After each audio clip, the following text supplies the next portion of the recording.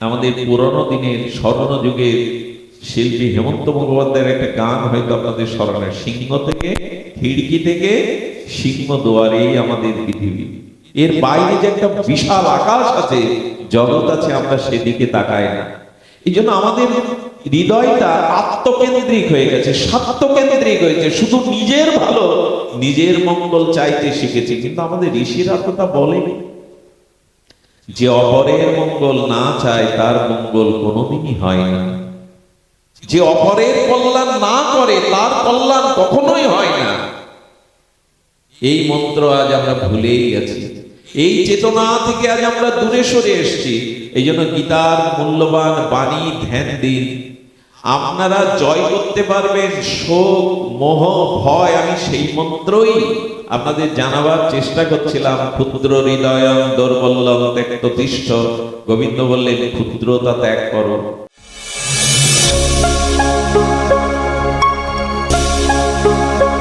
আপনারা দেখছেন Shrikrishna media YouTube channel.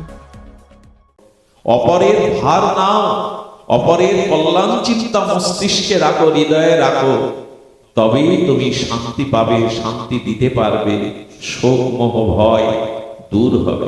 আচ্ছা, বুলেট প্রুফ গাড়ির কথা শুনেছেন আপনারা? শুধু শোনেননি, অনেকের মধ্যে আছে দেখেছেন। কোন রাষ্ট্রের রাষ্ট্রনায়ক, কোন সম্মানী মন্ত্রী এমপি এরকম ব্যবহার করে। কি ব্যবহার করে? বুলেট প্রুফ গাড়ি। এই গাড়িটার বিশেষত্ব কি? যে ওর মধ্যে থাকলে গুলি করলেও আপনি গুলিবিদ্ধ হবেন না, মরবেন না। তো প্রযুক্তির দ্বারা যদি এমন একটা গাড়ি তৈরি করা যায় যে যার মধ্যে শত গুলি করলে আমি মরবো না, ভগবান বাণী, আধ্যাত্মিক চেতনা, ভগবানের গীতা ভাগবতের বাণীও যদি আপনি ধারণ করতে পারেন, তাহলে বাইরের গালি বা বাইরের কোনো জিনিস আপনাকে আক্রমণ করতে পারবে না।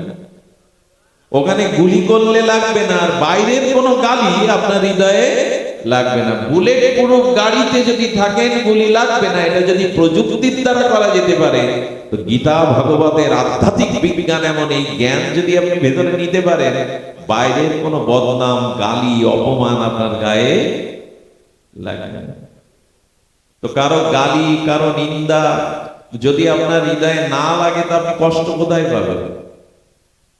আপনি যন্ত্রণা কোথায় পাবেন? এটি সম্ভব। দেখুন, গৌতম বুদ্ধ, তথাগত গৌতম বুদ্ধ বসে ধ্যান করতেন, আর একজন বিষয়ী লোক আর পরশ্রী কাতর পরনিন্দাকারী ব্যক্তি গিয়ে বুদ্ধদেবকে ঝুড়ি ঝুড়ি গালি দিতেন। কি কি বললাম? ঝুড়ি ঝুড়ি, মানে একটা দুটো না। আচ্ছা, এইভাবে 6 মাস গালি দেওয়ার পরে বিরক্তি হয়ে গেছে যে গালি দিচ্ছে। সে হচ্ছে এই বুদ্ধদেব। আরে আমি যে 6 মাস ধরে তোমাকে গালি দিচ্ছি, এত কটু কথা বলছি, তোমার গায়ে লাগে না? তোমার অনুভূতিতে লাগে না আমি তোমাকে গালি দিচ্ছি? বুদ্ধদেব তখন একগাল হেসে বলছেন, না, কেন লাগে না তার কারণ শুনুন, আপনারাও শুনুন, আর পারলে হৃদয়ে লিখে নিন।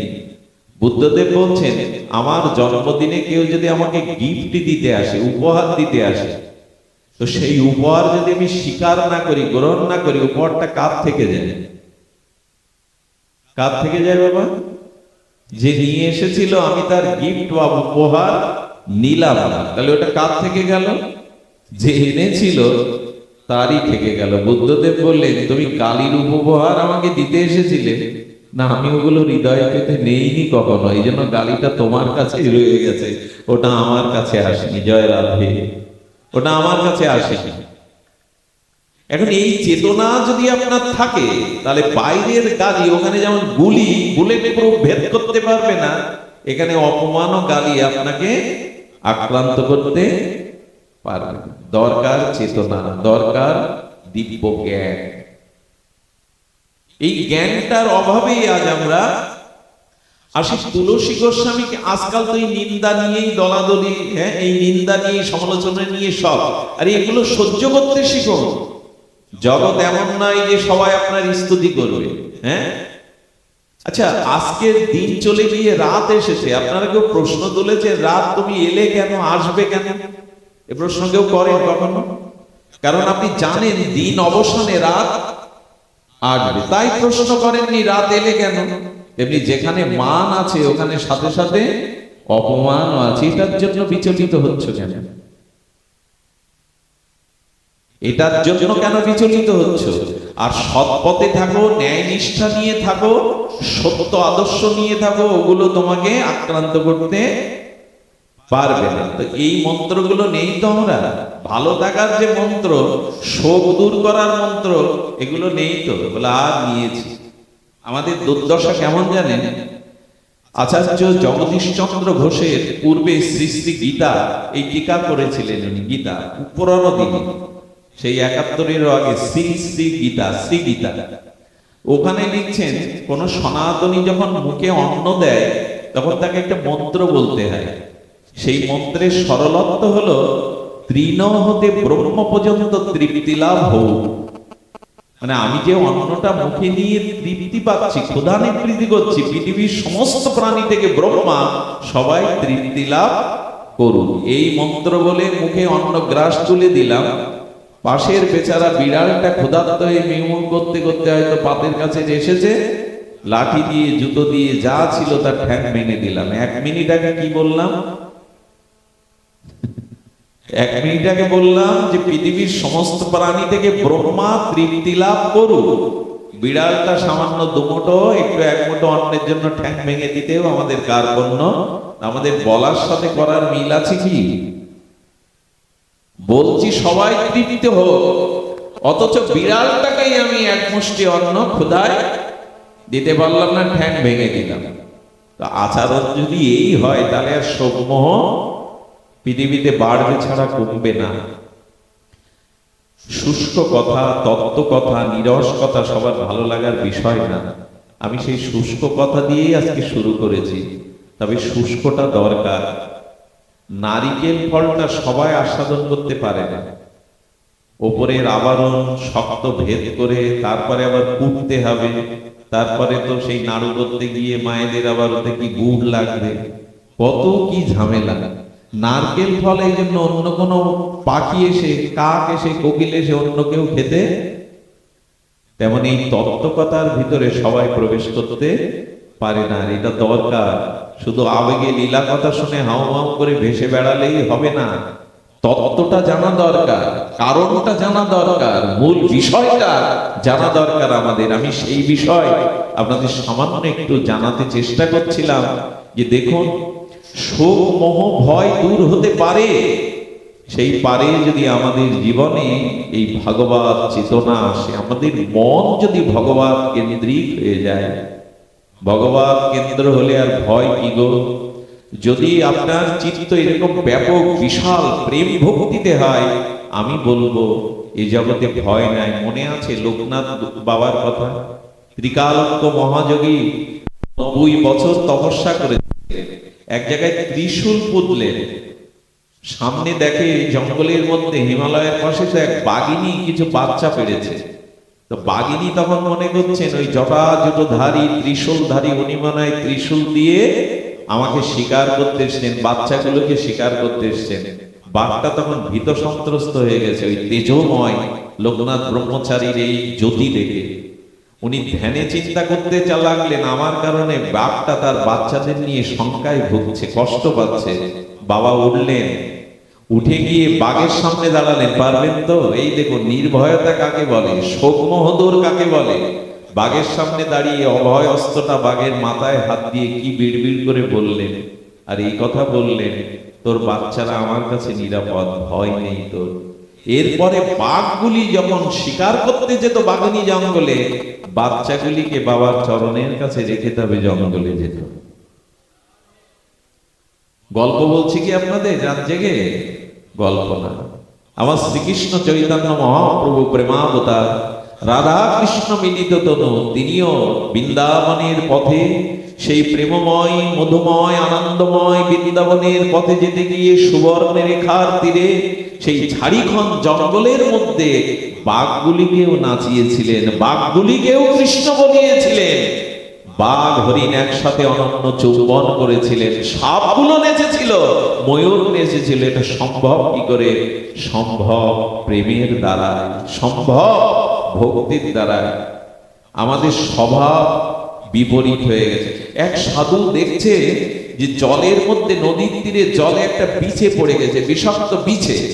বিছেটাকে সাধু তুলে দিতে গিয়ে হাতে হুল ফুটিয়ে দিল। বিছের যে হুল বিষাক্ত, বাবার আঙুল ফুলে গেল। যেই কামড় দিয়ে হুল ফুটিয়েছে আবার জলে পড়ে গেছে। সাধু আবার জল থেকে তুলতে গেছে, ওর স্বভাব ও আবার হুল ফুটিয়ে দিয়েছে। তৃতীয়বার পড়ে গেছে, সাধু আবার তুলতে গেছে।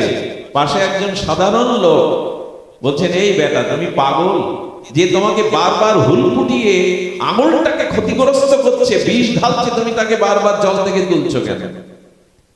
সাধু হেসে বলছেন, জগতে একটা হীন প্রাণী, বিষাক্ত প্রাণী যদি তার স্বভাব না ত্যাগ করে, ওর স্বভাব কি?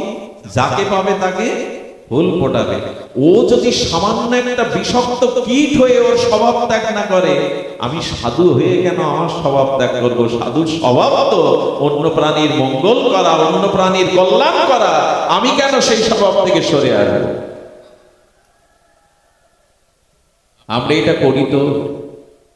বদ্ধ সুন্দর 14টা বছর এক ঘরের মধ্যে রাধারানীর চরণ চিন্তা করেছেন। কেন? তার হরিপুরুষের এই সাধনা, সাধনা জগৎ কল্যাণের জন্য। মহাপুরুষরা সাধনা করে গেছেন কার জন্য? তাদের জন্য। বাবা মা অর্থবিত্ত জমি জমা রেখে যায় কাদের জন্য? উত্তর পুরুষগণের জন্য। মহামানবরা, ভগবান অবতারগণ, সাধকগণ সাধন করে গেছেন আমরা যাতে এই সম্পদটা গ্রহণ করি। আর সম্পদ, এক সাধু বসে জপ করছেন, তো সেই সাধু দেখছেন যে একটা পাহাড়ি বিষাক্ত বড় বিছে, বিষাক্ত, তাকে নিয়ে যাচ্ছেন একজন। বললেন, এই এক কাজ করতো, তোর বিছেটা আমি শুয়ে পড়ছি, আমার গায়ে ছেড়ে দে। সত্য ঘটনা। তো ওনার চরণের কাছে ছেড়ে দিয়েছেন, বিছেটা আস্তে আস্তে আস্তে আস্তে ওনার মাথার উপরে উঠলো, আবার পায়ের দিকে গেল। এইভাবে 3 বার ওনার শরীরটাকে ঘ্রাণ নিয়ে এপাশ সেপাশ করছে, অথচ দংশন বিষ ফোটাচ্ছে না। উনি হাত দিয়ে ধরে কোটোই দিয়ে দিলেন।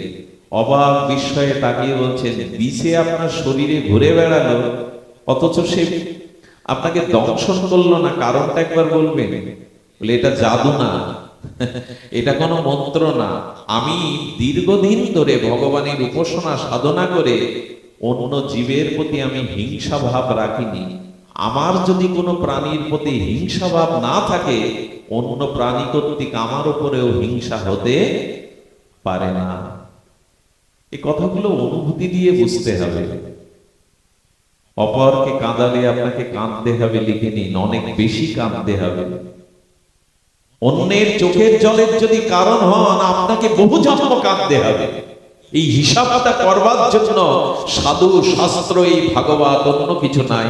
আমাদের সংস্কার করার জন্য পৃথিবীতে মৃত্যু চিন্তা মানুষ বাদে ইতর প্রাণীদের আছে। ইতর প্রাণীরা মরবো এই চিন্তা করে? কোনদিন করে না। ওদের মৃত্যু চিন্তা নেই। মানুষকে দিয়েছে কেন? মরতে তোমাকে হবে। অন্তত মৃত্যু চিন্তাকে সামনে রেখে নিজেকে সংশোধন করো। আচ্ছা, পশু পাখিদের জন্য ভাগবত হয়, কখনো জন্তু জানোয়ারদের জন্য? ধর্ম কর্ম শাস্ত্রের উপদেশ জন্তু জানোয়ারের জন্য হয়। মানুষের দিল্লিতে একবার, যেখানে রাষ্ট্রপতি ভবন, ওই রোডে একবার একজন মানুষ মূত্র ত্যাগ করেছিল, আর তাকে জরিমানা দিয়ে জেলে পোড়া হচ্ছে। ও তখন বলছেন, আচ্ছা মানুষ শ্রেষ্ঠ না ঘোড়া শ্রেষ্ঠ? ওনাকে যে ম্যাজিস্ট্রেট সাজা দিচ্ছে তাকে প্রশ্ন করছে এই লোক, মানুষ শ্রেষ্ঠ না ঘোড়া শ্রেষ্ঠ? বলে, মানুষ শ্রেষ্ঠ। বলে, ঘোড়া তো এই রাজপথে প্রায় প্রস্রাব করে দেয়, তার কোনো সাজা নেই, জেল জরিমানা নেই, আমি মানুষ আমার জন্য কেন? এর উত্তর কি? এর উত্তর, মানুষ ব্যতীত অন্যের জন্য নিয়ম কানুন শাস্ত্র নয়। একমাত্র মানুষ কেন? তোমাকে মানতে হবে, তাই তুমি মানুষ। যদি না মানো, আকারে মানুষ হলেও তুমি মানুষ নও। যদি তুমি মান্যতা না দাও, তোমার ভিতরে যদি মান্যতা না থাকে, না মানো তুমি গুরুজনকে, শ্রেষ্ঠ জনকে, আদর্শকে, সত্যকে, ত্যাগকে যদি না মানো, তুমি আকারে মানুষ হলেও আগে মানুষ হতে পারো না। মানব, মানব কাকে বলে? মানে তাই মানব। মানি কি আমরা? ভাগবত অন্য কিছু নয়। ভাগবত আমাদের মানুষ হতে শেখায়। ভাগবত আমাদের মনুষ্যত্বকে জাগরণ করতে শেখায়। যদি মানুষ হতে পারেন, আরে ভয় কি গো? 18 বছরের যুবক কিশোরত্ব ছাড়িয়ে কেবল যৌবনে পদার্পণ করেছে। আজ পর্যন্ত শুনেছেন ফাঁসির মঞ্চে কালো কাপড় মাথায় না দিয়ে, জল্লাদকে না ডেকে নিজেই সেই হাসি মুখে ফাঁসির দড়িটা গলায় পরিয়ে দিয়েছিলেন গান গাইতে গাইতে। ইনি ভারতবর্ষের বিপ্লবীদের অন্যতম প্রথম শহীদ ক্ষুদিরাম। ক্ষুদিরাম ফাঁসির মঞ্চে নিজের গলায় পরিয়েছিলেন নিজের ফাঁসির দড়ি। মৃত্যু যাদের হয়, মৃত্যুদণ্ড যাদের হয়, তাদের শেষ ইচ্ছা পূরণের একটা সুযোগ থাকে। উনি জেলারের কাছ থেকে চেয়ে নিয়েছিলেন, আমার ফাঁসির দড়িটা জল্লাদ নয়, কারো কাপড় নয়, আমি গলে পরিয়ে দেব। তার একটাই কারণ, আমি মরি না। গীতা আমাকে শিখিয়েছে, আমি ছোটবেলা থেকে গীতা পড়ে শিখেছি, আমার মৃত্যু নয়, আমি আত্মা, আমি শরীর নয়। তো আমি যদি শরীর না হই, আত্মা হই, আত্মার জন্ম মৃত্যু আছে, আত্মার ভয় শোক আছে, আছে শরীরের। আমি পোশাক বদলাই কিন্তু দেহ কি বদলাই? ছোটবেলা থেকে কত পোশাক বদলেছেন, দেহ কি বদলেছেন ছোটবেলা থেকে পর্যন্ত? দেহটা একই, পোশাকটা পরিবর্তন হয়। দেখি আত্মাত্ম শোক মোহনে সেই আত্মজয়ী 18 বছরের ক্ষুদিরাম তিনি মৃত্যুকে পর্যন্ত জয় করেছিলেন। আমরা ভয় পাই কেন? আমাদের ভিতরে মোহ আছে। তাই মোহ আছে কেন? অজ্ঞানতা আছে কেন? আমরা শাস্ত্র জ্ঞানকে সাধন উপলব্ধিতে আনতে পারিনি। আমি আপনাদের কাছে অনুরোধ করব, বেশি সময় নেব না, আসুন ভগবানের চিন্ময় বাণীকে গ্রহণ করি। আর সেই বাণী একটাই, মামেকং শরণাং ব্রজ, ভগবানের চরণে শরণাগত হও। শরণাগত হলে আর ভয় নেই। মনে পড়ে তো, শরণাগত এমন একটি ধর্ম, অর্জুন তুমি আমার চরণে শরণ নাও, শরণ নিলেই তোমার জীবনের পরম কল্যাণ হবে। আমি অপূর্ব একটা লীলা বলেই আজ পাঠ বিশ্রাম করব। লীলাটি আপনাদের একটু কষ্ট হলেও শুনতে হবে, সময় অতিবাহিত হলেও সামান্য একটু আস্বাদন স্পর্শ করতেই হবে। আপনারা ভাগবতের একটি লীলা, তার ইতিহাস, তার তত্ত্ব আমরা খুব সংক্ষিপ্ত রূপে একটু স্পর্শ করব। আপনাদের মনে আছে, ভগবানের অষ্টমহিষী বরা, শ্রেষ্ঠ মহিষীগণের মধ্যে 2 জন অনন্যা। দ্বারকাধীশ শ্রী গোবিন্দের ভগবানের 8 জন মহিষী অর্থাৎ প্রেয়সী বরার মধ্যে 2 জন শ্রেষ্ঠ, একজন রুক্মিণী আর একজনকে সত্যভামা। সত্যভামা এবং রুক্মিণী, এরা 2 জন প্রেয়সী বরার মধ্যে বরা অর্থাৎ শ্রেষ্ঠা, রূপে গুণে অনন্যা, মহিমায় অনন্যা। নারদ মাঝে মাঝে দ্বারকায় আসতেন। কে আসতেন? আর নারদ যেখানে যাবে ও কিছু ঘটাবে। নারদ যেখানে যাবে কোনো কিছু একটা ঘটাবে। নারদ গগনলোক থেকে আসতে গিয়ে উনি একটা পারিজাত পুষ্প পেয়েছিলেন। কি পুষ্প? আমি একটু মন দিতে বলছি, ঘটনার মধ্যে অনেক ইতিহাস, অনেক তত্ত্ব লুকানো আছে। কি পুষ্প? পারিজাত। এই পারিবাস পুষ্প আমাদের জগতে ছিল না। এটা স্বর্গে দেবরাজ ইন্দ্রের সহধর্মিণী শচীর আঙিনায়, মানে শচীর বাতায়নের পাশে দেবরাজ ইন্দ্র এই পারিজাত পুষ্পটা, বৃক্ষটা ছিল, এটা জগতে ছিল না। তো দেবশিবাদ নারদ কোন ক্রমে একটা পারিজাত পুষ্প গগনমণ্ডল থেকে নেমে আসায় তার হাতে এটি পেয়ে যায়। আর নারদ তো লীলাময়, লীলা করতেই তার সর্বদা অভিরুচি। উনি দ্বারকাধীশ গোবিন্দের হাতে এনে এটা দিয়ে দিলেন। আর গোবিন্দের পাশে তখন দাঁড়িয়েছিল রুক্মিণী। কে দাঁড়িয়েছিল? রুক্মিণী। রুক্মিণী পারিজাত পুষ্পের সৌন্দর্য দেখে আর নারদ আরো একটু বাড়িয়ে দিল। কেশব, দ্বারকাধীশ ভগবান, হে বাসুদেব, এই স্বর্গের পারিজাত পুষ্পের এমন মহিমা, কোন রমণী যদি এটা খোপায় দেয়, তার যে রূপ তা 1000 গুণ বেড়ে যাবে। তার রূপ 1000 গুণ বেড়ে যাবে। এটা স্বর্গীয় পারিজাত পুষ্প আছে। এই কথা যদি কোনো মায়েরা শোনে, ফুল নিতে আর দেরি করবে? কে আছে সত্য বাবা অমুক দেরি না করে গোবিন্দকে বলছে তাড়াতাড়ি খোপায় পরিয়ে দাও। রুক্মিণীর খোপাতে যেই গুজে দিয়েছেন, নারদ বলছে এই লীলাই তো দেখতে চেয়েছিলাম, 2 জন তোমার, আর একজন কি বলে ওইটা দেখার অপেক্ষায়। যেই ওর রূপের জৌলুস দিব্যভাবে বেড়ে গেছে। অনন্য সুন্দরী তো ছিলেন রুক্মিণী, সাক্ষাৎ লক্ষ্মী দেবী, আর তার রূপের জ্যোতির ছটায় আলোকিত হয়ে আছে। গোবিন্দ তখন মনে মনে একটু ভয়ও পাচ্ছেন, আর একজনকে কি দেব। লীলাটা একটু মন দিয়ে শুনুন। দূরে দাঁড়িয়ে সত্যভামা এই দৃশ্য দেখে কোপ ঘরে চলে গেছে। কোপ মানে ক্রোধ ঘরে। আগেকার দিনে আমিও বলি, এখন তো অনেক রুম করেন আপনারা না, যারা একটু বড় ঘর করে, কি রুম বলে শ্যামল বাবা? অতিথিদের জন্য একটা রুম, বেডরুম, এইসব বলে না, অমুক রুম, ডাইনিং রুম, অমুক তমুক। তো তখনকার দিনে ক্রোধের একটা রুম ছিল, রাগের একটা রুম। রাগ হলে ওই রুমে গিয়ে বসতে হবে। মাঝে মাঝে এটা করবেন তো ঘরের এক জায়গায়, যার রাগ হবে হাড়ি পাতিল না ভেঙে, গালাগালি না দিয়ে ওই জায়গায় গিয়ে বসবে। এটা বলে ক্রোধ ঘর, কোপ ঘর। তো সত্যভামা ক্রোধ ঘরে গিয়ে মুখ বেঁকিয়ে বসেছে। গোবিন্দ আর কি করবে, মান প্রসাদনের জন্য বললেন সত্যভামা, বললেন আর আমাকে ডাকবেন না। হ্যাঁ, ভুল আপনি রুক্মিণীর খোপাতেই বুঝে দিলেন। আর একজন যে কেউ আছে আপনার প্রেয়সী, এ চিন্তা তো আপনার নাই। এই হলো যন্ত্রণা, এই হলো যন্ত্রণা। গোবিন্দ তখন বলছেন, আচ্ছা এর জন্য এত ভেঙে পড়ছো কেন? রাগ ভাঙানোর জন্য বললে নারদকে আমি পাঠাচ্ছি, ওই ফুল আমি আবার একটি এনে তোমার খোপায়, মিটে গেল। সহজে কি মেটে? কিছু মনে করবেন না, আমি মায়েদের কাছে ক্ষমা চাইছি। কোন মহিলার সামনে আর এক মহিলার প্রশংসা করতে যাবেন না, কেউ বিপদ থেকে আনবে। মায়েরা এটা মেনে নিতে পারে না। একজন মায়েদের সামনে আরেকজন মায়ের যদি প্রশংসা করে বসে, সে মেনে নিতে পারবে না। বলছেন হ্যাঁ, ফুল আর একটা দিলেও কি হবে, প্রথম পেলে তো ওই মান যা যাওয়ার তা তোমার গেছে, আর একটা পেলেও কি হবে, মান যা যাওয়ার তা তো গেছে। গোবিন্দ বুদ্ধিমান, স্বয়ং ভগবান। বলে কাজ করো, তুমি দাবি করো কি করে তোমার মান প্রসাদন করতে পারি? বলে পারিজাত বৃক্ষটাই আমার জানলার পাশে এনে তোমাকে রোপণ করতে হবে।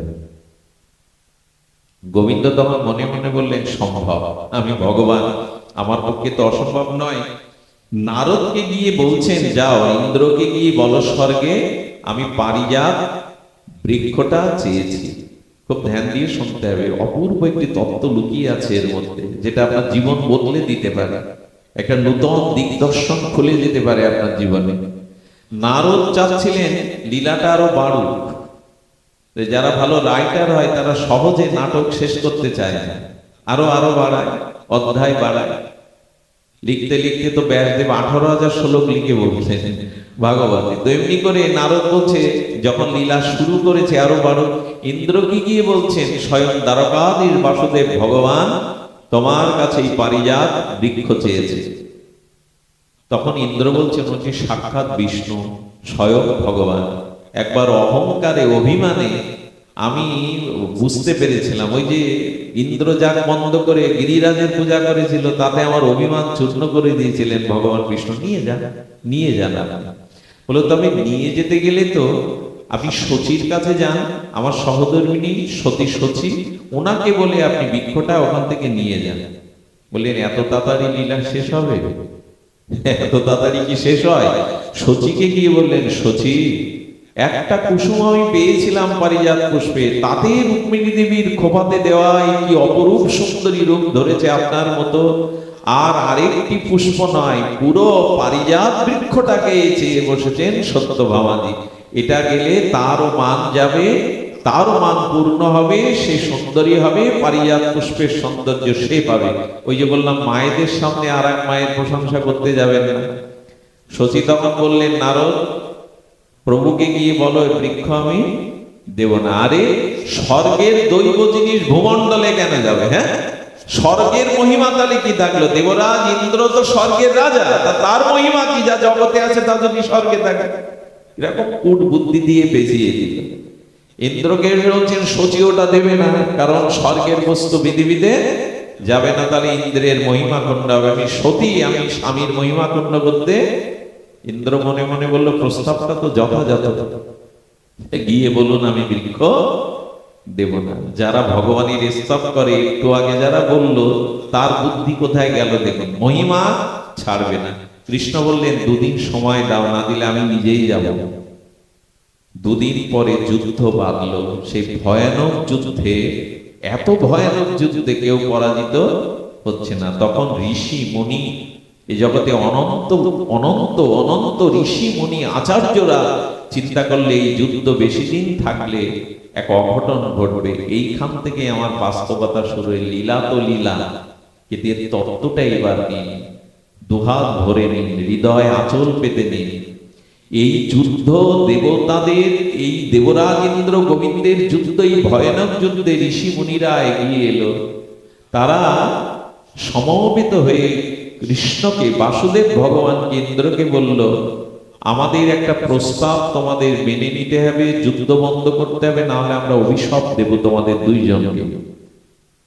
জীবনে ভগবান ও সাধুদের মেনেছেন, সাধকদের মেনেছেন, ঋষিমুনিদের মেনেছেন, এদের অপেক্ষা করবেন না। ভগবান ঋষিমুনিদের চরণও ধুয়ে দিয়েছেন। বশিষ্ঠ দেবের চরণ তো রামচন্দ্র নিজে ধুয়েছেন। বিশ্বামিত্রের আগে চলতেন না, বিশ্বামিত্রকে রঘুপতি রাম ও রাঘবেন্দ্র তিনিও তাকে গুরু বলে সম্মান করতেন। আমরাই শুধু গুরুজনদের আজকে সম্মান করি না।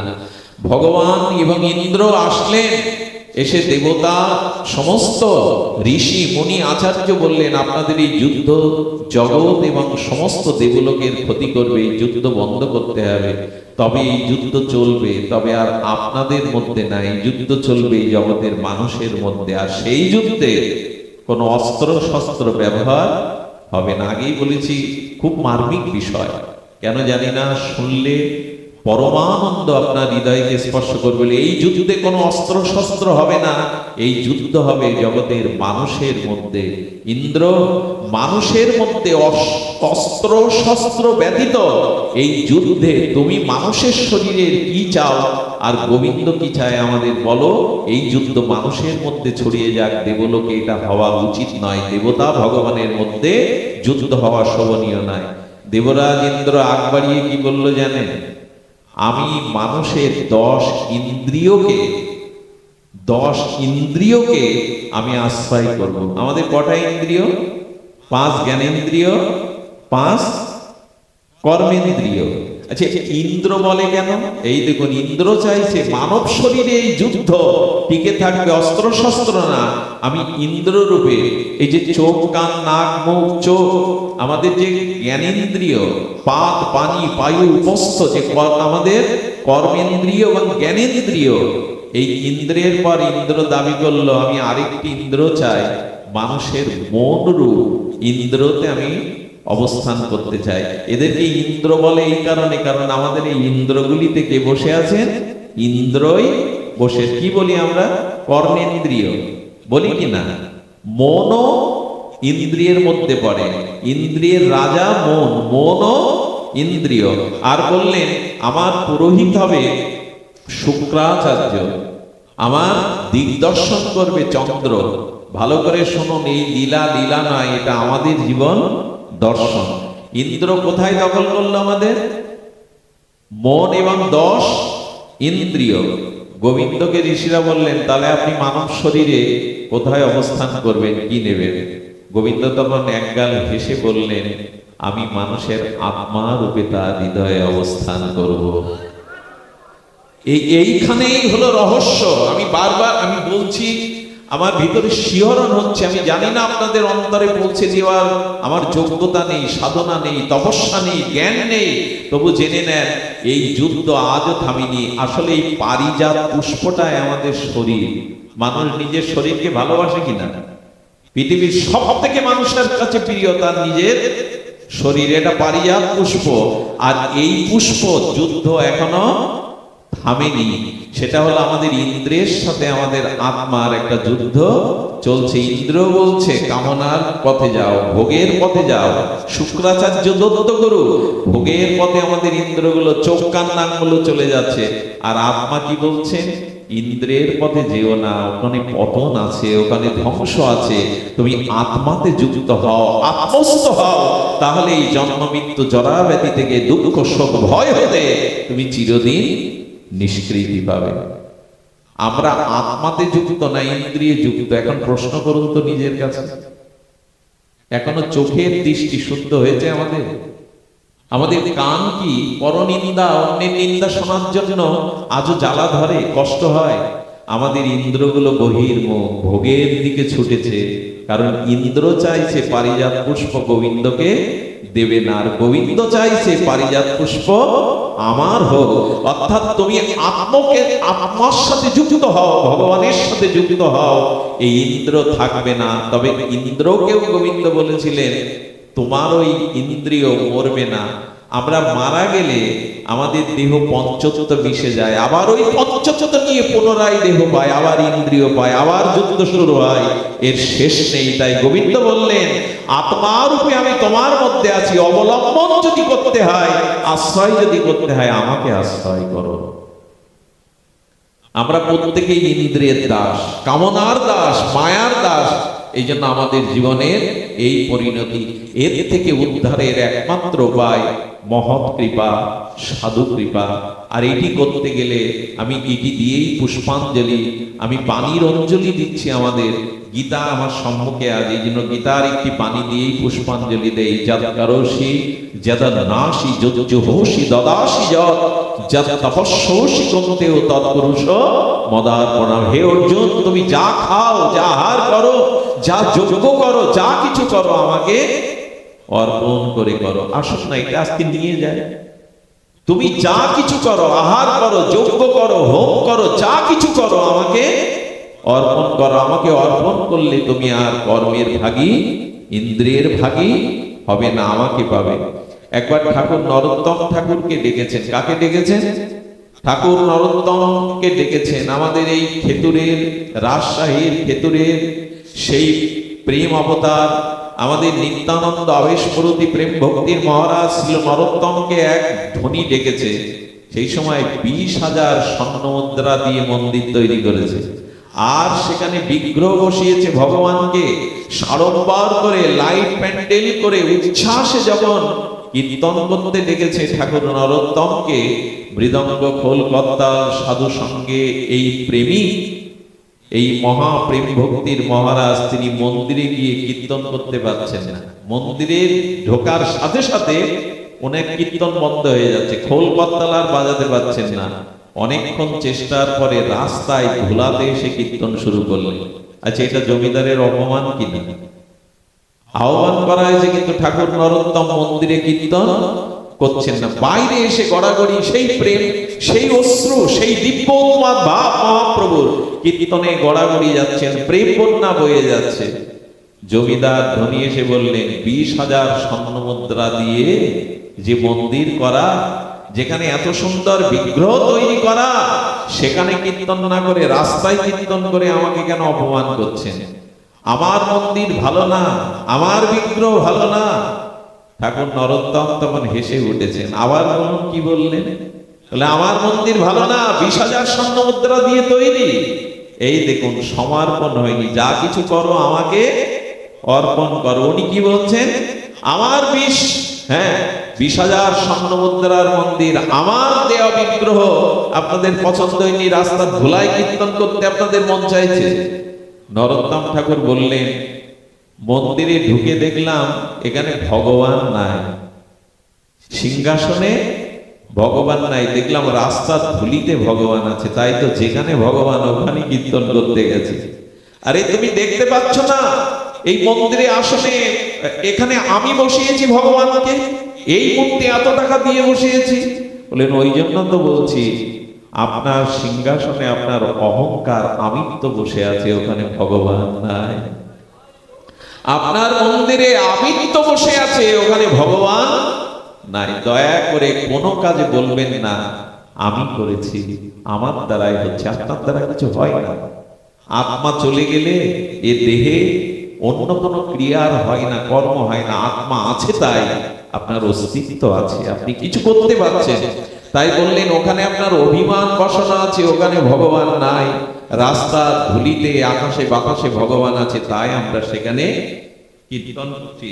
এই জন্য গীতার এই বাণী নিয়ে যান, কর্তৃত্ব অভিমান যেন না থাকে, আমিত্ব যেন না থাকে। আমি করেছি, আমার দ্বারা হয়েছে, এইটুকু আপনাদের কাছে নিবেদন করব। ভগবানকে সঁপে দিন, ভগবানকে সমর্পণ করে দিন। जो जाको शरण लिए सो राखो ताको लाज, उल्टा जले मस्ती चले बही जाए गजराज। সেই স্রোতস্বিনী পাহাড়ি পার্বত্য সংকুল নদীতে প্রবল স্রোতধারায়, বন্যার স্রোতধারায় হাতি এপার থেকে ওপারে যেতে পারে না, হাতি ভেসে যায়, কিন্তু ছোট ছোট মাছগুলো একই নদীতে আনন্দে দল বেঁধে গান গাইতে গাইতে সাঁতার কাটতে কাটতে উজানে উল্টের দিকে যায়। হাতি বিস্ময়কর চোখে বললেন, আমার মতো বলবান প্রাণী নদীর স্রোত ভেদ করে আমি ওপারে উঠতে পারছি না, আর ছোট ছোট মাছগুলো উজানে সাঁতার কেটে আনন্দে যাচ্ছে কি করে? মাছের ব্যাখ্যা কি? মাছ বলছে, হাতি আমার জলেই জন্ম, জলেই আমার স্থিতি। আমি জলকে বলেছিলাম, জল তুমি আমার আশ্রয়, তোমায় ছাড়া আমি বাঁচবো না। আমাকে সোনার থালে পদ্মের মধ্যে রাখলেও বাঁচবো না। জল তুমি আমার আশ্রয়, তুমি আমার জীবন।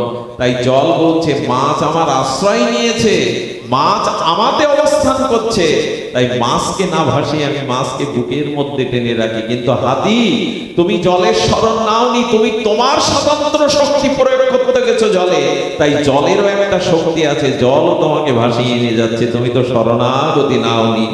তো ভগবান চরণে যদি কেউ শরণ নেয়, শরণাগত ভক্তকে ভগবান চিরদিনই রক্ষা করেন। আমার সব শেষ অঞ্জলি এই, আসুন আমিত্ব ত্যাগ করে, কর্তৃত্ব অভিমান ত্যাগ করে আমরা ভগবানকে বলি, তোমার চরণে আমার ইহকাল পরকাল যথা সর্বস্ব আমি সমর্পণ করলাম। এই সমর্পণই হলো গীতার শিক্ষা, এই সমর্পণই হলো শোক মোহ ভয় দূর করবার একমাত্র উপায়। ধন্যবাদ দেই মকসেদপুর বাসীদেরকে, তারা বারবার এই অনুষ্ঠানের জন্য কার্তিক বাবা, শ্যামল বাবা যারা আছে বারবার বলেছেন। আমার সৌভাগ্য হয়েছে, আজকে সারাদিন থেমে থেমে বৃষ্টিও হয়েছে, ঝড়ও হয়েছে। জানি না, ইন্দ্রদেবের কথা বললাম, হয়তো ইন্দ্রদেব কৃপা করেছে, বৃষ্টি নামলে হয়তো আমরা এইভাবে বসতে পারতাম না।